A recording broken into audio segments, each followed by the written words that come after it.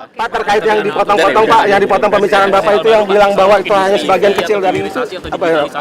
Ada rencana bukan sebagian kecil, maksud begini. Maksud saya begini. Ketika ekonomi agak tertekan, banyak kan masyarakat yang merasa susah, bukan sebagian kecil ya. Mungkin sebagian besar kalau sudah sampai turun ke jalan. Jadi kuncinya di situ.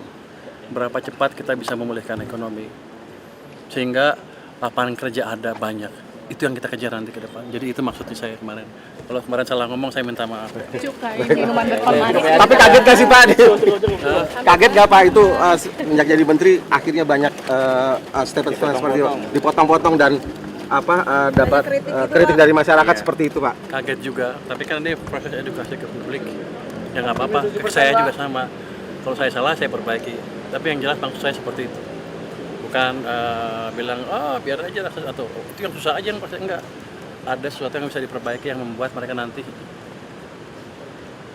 lebih mudah mencari kerjaan. Bukan mereka ya, semuanya masyarakat bisa sejahtera bersama. Itu tujuannya utamanya sebetulnya.